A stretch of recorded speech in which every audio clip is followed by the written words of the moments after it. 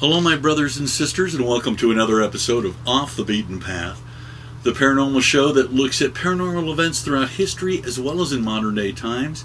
As always, I'm your host, Rev.hagen.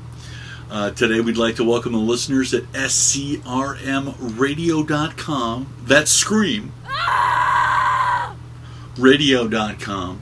The only 24 hours, 7 days a week, 365 days a year horror radio station. The only one. Yeah, we've got some Johnny-come-latelys, in around Halloween. And then they disappear as mysteriously as they appeared. We're there 24/7, 365. That's all I'm saying. If you dig horror, we're the place to go. I'd also like to welcome today, which is super strange and super cool. I didn't know that on YouTube you could track where people were watching you from. So check this out. I'm going to say hello to all the different countries that are watching us right now. The United States, the United Kingdom, Italy, India, Australia, Canada, France, South Africa, Thailand, Sweden, the Philippines, Bangladesh, thank you, and the Netherlands. Great googly moogly. I had no idea all these people were watching all around the globe. That's so cool. Welcome to the show. If you've got any show, or any story, I should say, in your neck of the woods that you'd like to get out on the airs, either leave it in the comments or shoot me an email at rev.hagen@gmail.com. That's rev.hagen@gmail.com. It'll be in the notes below, too. If you want to, just send me a note. Let me know what's going on. If you've got any pictures that you'd like to send my way of paranormal in nature, or ghosts, myths, whatever the case may be. UFOs, UFO clips, we'd love to have them. And we'd love to put them on air for you and maybe talk about your story. So please let us know what's going on, and we'll see what we can do to get you on the air.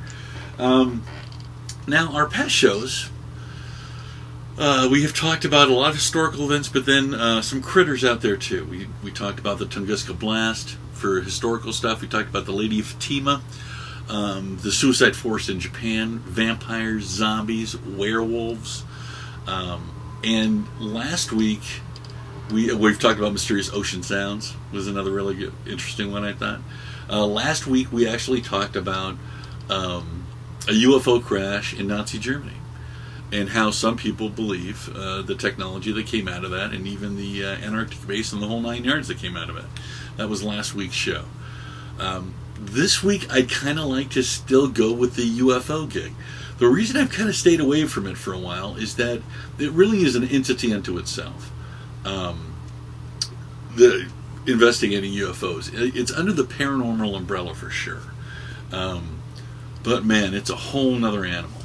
For a lot of reasons, because you're dealing with the government and government bureaucracy when you're trying to get information about it.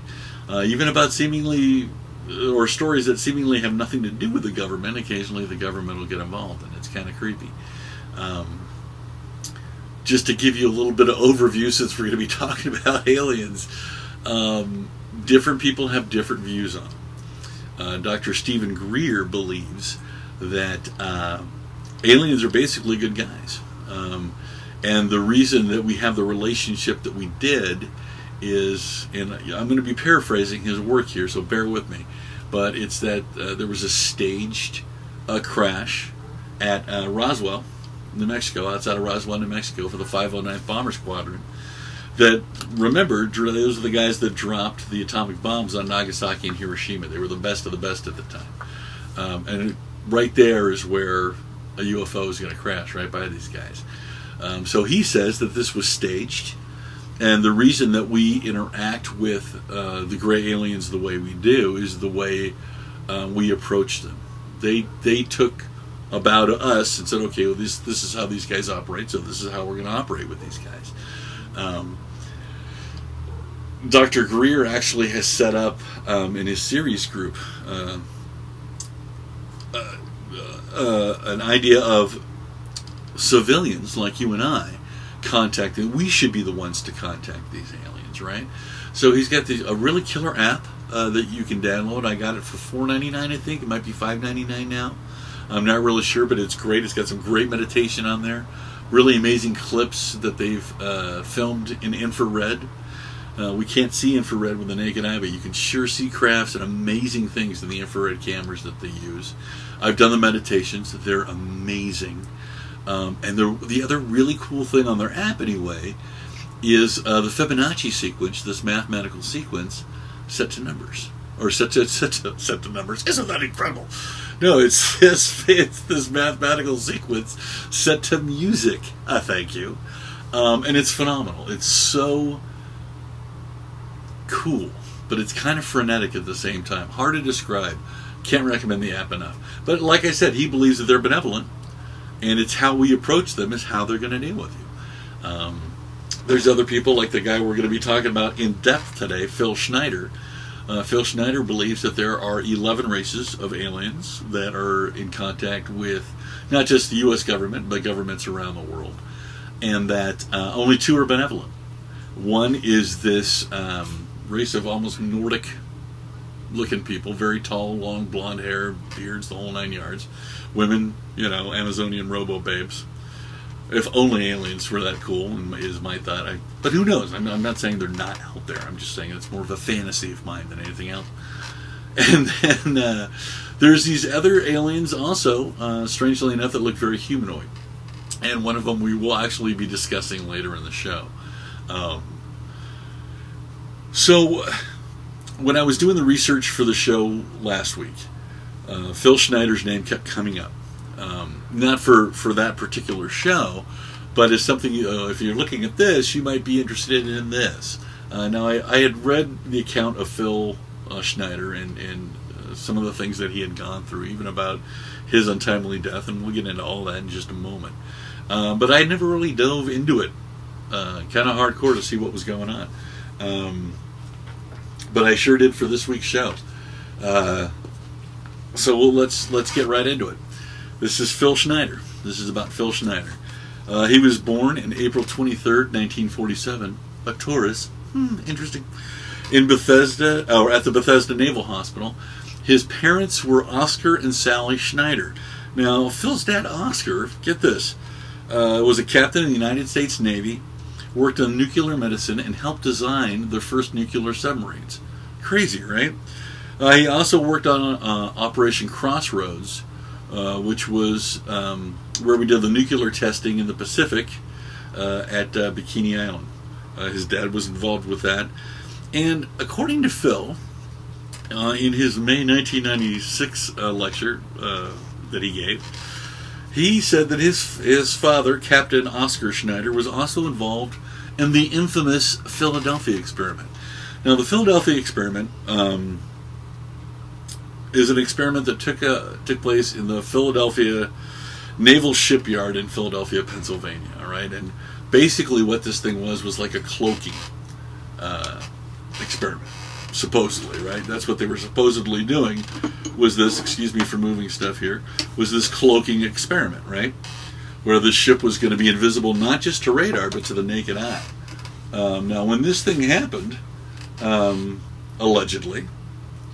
The ship did indeed disappear, but when it came back, some of the seamen that were on the ship were actually became part of the ship, and it wasn't just that they were hanging out of a bulkhead.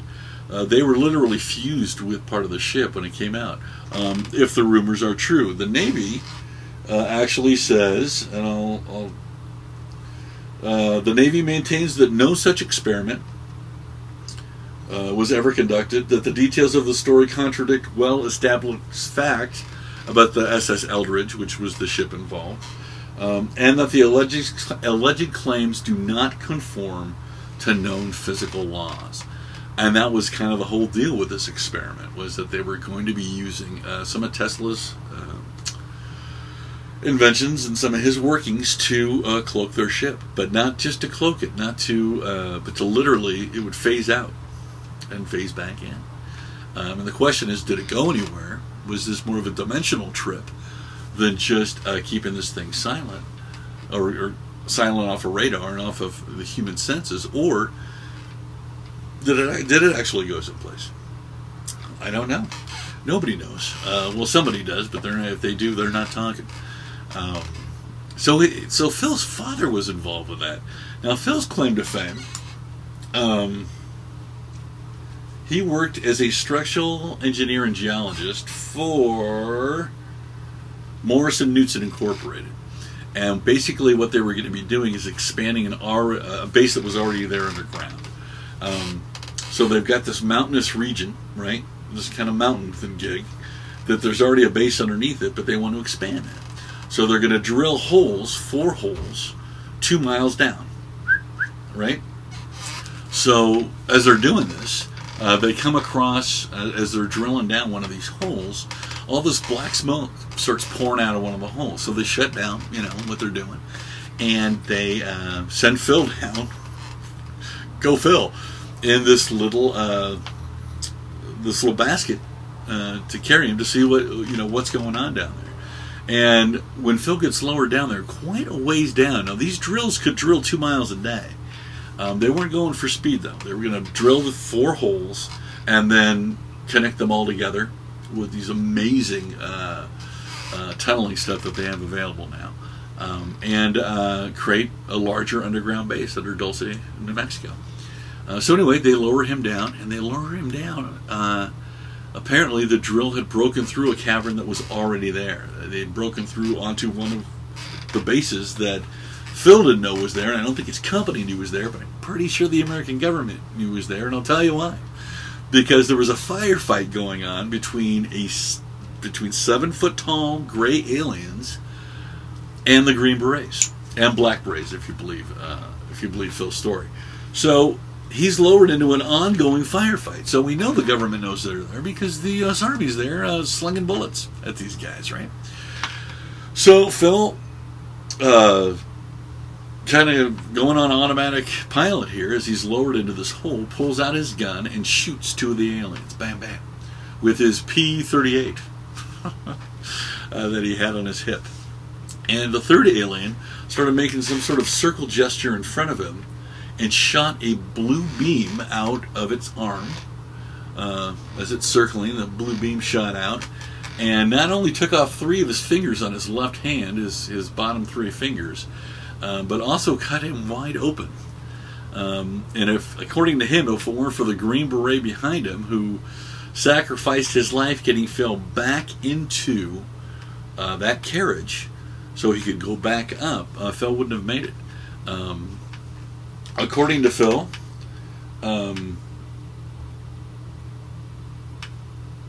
the 60 people lost their lives that day. I'll read you something about it here. In a direct quote from Phil, the stench, to get his words, his actual take on this, on what happened to him. So, all the black sooty air came up when we drilled those holes. Schneider said in a lecture in 1995, Preparedness Expo. A lot of the places that he lectured at were either anti-government stuff, he was a prepper, end of the world kind of stuff.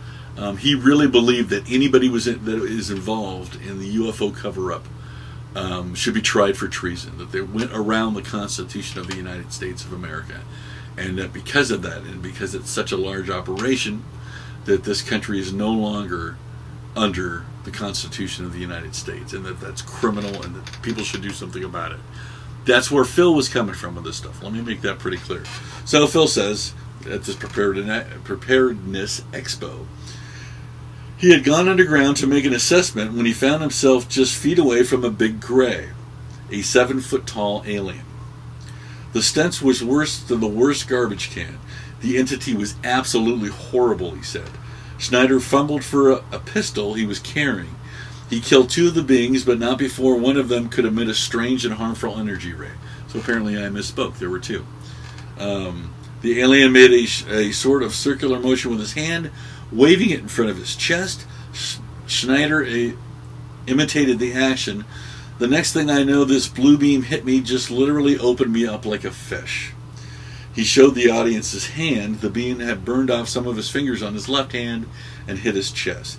It also burned his shoes off and even burned his toenails off, which makes my toes curl just thinking about it.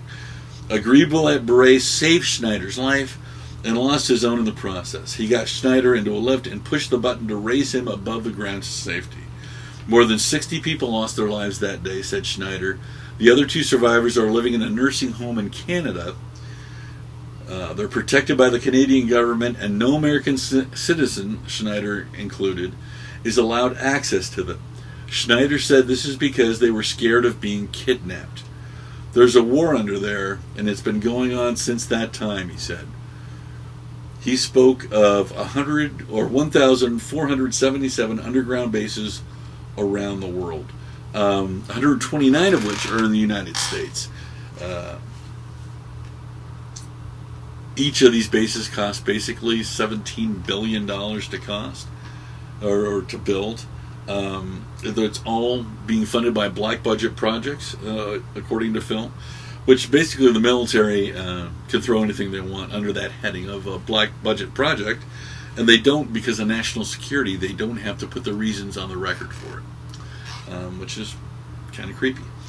It kind of gives them carte blanche to do whatever they want with no accountability, and that's one of the things that Phil was so upset about, is that there was literally no accountability for this stuff. So after this happened, Phil, for the next few years, after he recovered from his injuries, started lecturing, especially the last 2 years of his life. Lecturing about what happened there, what his father did, which we talked about earlier. He had these, when he would lecture, he would have samples of different ores and different metals that he had helped craft and apparently used on some of the stuff that he was working on. He brought out one piece that he would famously throw on the ground hard. It wouldn't chip, wouldn't break. He said it would take a bullet. It'd survive up to 10,000 degrees Celsius. It'd not change its shape or alter its form. He said that particular metal was coating our nuclear submarines and a lot of our spacecraft right now. He would talk about his, of course, he'd tell his story, this Dulce story about the underground fight. He would talk about being followed by the government, about he was in fear for his life. Now, legally, he should, if even a fraction of what he's saying is true about who he worked for, and being under government contract like that for secret bases, you can get in a world of trouble going public with this stuff, because you've taken an oath of silence for national security reasons. He felt it was very important that he break that, and one of the reasons that he felt that it was so important is what we mentioned earlier, that he truly believed that the Army had made a deal with aliens back in 1933, way before Roswell. And this goes against some of the other stories that you'll hear as well. And that we've been in cahoots with them ever since, and it's been kept from the public all these years, which he believes is unconstitutional. And he believes the same thing with the black budget. He was very outspoken against the government, not the Constitution, but kind of the secret shadow government that he felt was operating, which is a lot of what he talked about. He kind of grab your attention with the Dulce incident, right? But then would really hammer home about how horrible the government was because of what they were doing. And not that everybody in the government was horrible, but that the military-industrial complex had pretty much taken over, and that this was no longer America. Kind of creepy. One of the other things that he would have, he had a picture of his father and this guy named Valiant Thor. Now, Valiant Thor is the subject of this book. It's called Stranger at the Pentagon. I always say Stranger in the Pentagon. See, I have dyslexia, people, okay? So sometimes I get a little confused, and that's okay. So anyway, enough daily affirmations for me. Thank you very much. Valiant Thor was basically a humanoid alien, if you believe in this kind of thing, that landed his ship in Virginia outside of D.C., convinced a state trooper to take him to the Pentagon via telepathy, to let him know who he was. He was in like a silver spacesuit, no covering, which I thought was very strange. But there was no covering on the spacesuit. Hang on here. There was no covering on the spacesuit, or no facial covering or head covering, which I always thought was kind of fascinating. That they would protect their whole bodies, but not their head. But anyway, I digress. Valiant Thor's the guy's name. Got into the Pentagon. Apparently even went to see the President of the United States at the time. According to the book, he stayed for 5 years, on and off. According to Phil, he had been around for 58 years and had barely aged a day. And according to Phil, he had a relationship, a friendship with his father for a number of those years. Absolutely amazing. Now, Phil apparently had been shot at. He had a scar on his shoulder that apparently was a gunshot wound he took after the Dulce incident. And then what's really sad is he had a friend, Al, all right? And Al hadn't heard from Phil in a few days. So he went over to his house, or his apartment, I should say, and there was a car in the driveway, but nobody would answer the door. So he got the sheriff and the apartment manager, and they opened up at the door, and they found the body of Phil Schneider. Phil had been dead 5 to 7 days. It was very sad. There was blood on his chest, on his face, and on the carpet. When they got him to the coroner's office, they ruled it a stroke, believe it or not. There was nothing to explain the blood. There was no him biting his tongue, the inside of his mouth, nothing like that. What's really fascinating is there was tubing, medical tubing, that was wrapped 3 times around his neck and tied into a tight knot, with the excess clipped off and placed on the bed next to him. Now, they didn't see these for some reason when they found the body, and it was because his body, and if you're watching this and not listening to this, I've included pictures of Phil's body, and I apologize for that. If you're watching this, there was a warning at the beginning of this when you started the tape or started the show. If you're listening, it was just very bloated pictures of Phil Schneider in his dead with a deep purple face, and this tubing that had been tied around his neck, a half an inch deep and a 1/4 inch wide, 3 times around, tight, and then cut. Now remember, now the coroner found all this out, right? I'll just read some of it to you. A very strange part about the medical tubing hose that was that the investigating police officer never saw anything around his neck, around Phil's neck at all in his report. There was no mention of this. But in the coroner's office, it wasn't just that it was tied neatly and clipped. It was done all that by a guy while he's being asphyxiated. It still has the wherewithal to tie this nice little knot, cut it, put the excess down. A guy with 2 fingers on one hand and a bad right hand as well because of all the stuff that had happened to him. I should say, too, that 2 years after the Dulce incident, Phil got diagnosed with cancer from radiation poisoning. And the only radiation that he had ever been exposed to, according to Phil, was apparently at the Dulce underground base. The other strange thing about the body that they found is there was a triangular scar on his right side. A long brown triangular scar that they looked pretty recent, but they couldn't find an explanation for it, which I thought that was pretty fascinating. And the other thing about the tubing is that the coroner found it very hard to remove the tubing. So I hate to end shows on a sad note like that, but that's kind of the end of Phil's story. There's other people, of course, that are carrying on his cause about underground bases and that kind of thing. It sounds pretty nefarious to me. It sounds like Phil was murdered to me. Maybe that's just me. There's other... When you jump down the rabbit hole like this, and not just as a guy like me that has this goofy YouTube show and is on the radio telling you his ideas about the paranormal, the people that get disappeared, for lack of a better term, or killed in some cases, and given ridiculous explanations for their death, are the whistleblowers, are the people that are actually involved in these projects that decide to come forward and say, hey, you know what, this is going on, I can't keep silent anymore. They get ridiculed, and a lot of them lose their life. There was another guy that I'm not going to name that was the first leader, apparently, of Majestic 12. That 2 weeks before, he had said, I am going to go public. I think that the world has a right to know about UFOs. If you don't know who the Majestic 12 were, apparently they were the first people put in charge of the UFO project to get it out of the president's hand and the Congress and everybody else, and just have a specific group of people that answer to nobody but themselves to handle this problem. And allegedly, the way they decided to handle it was a ridicule. If you ridicule somebody, if you tell people how ridiculous it is, they would much rather go with that. Oh, this guy's just a publicity seeker or just some kind of nutball, than maybe we're actually dealing with aliens, right?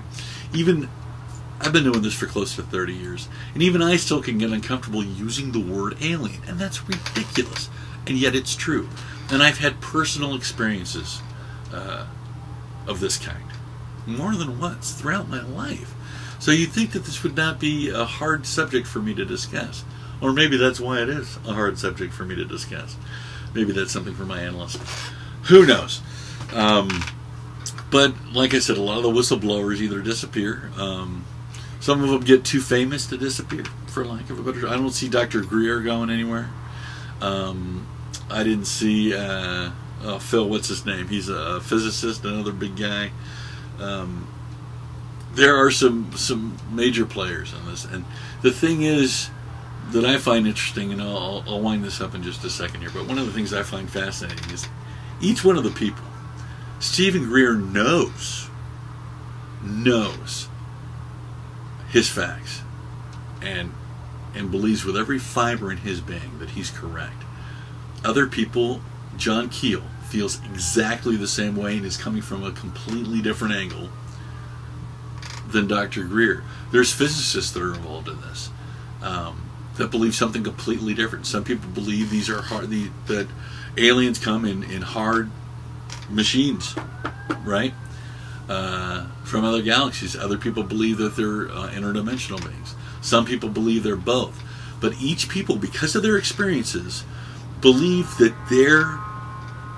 their explanation for this is the truth because of what they've been told and what they've experienced.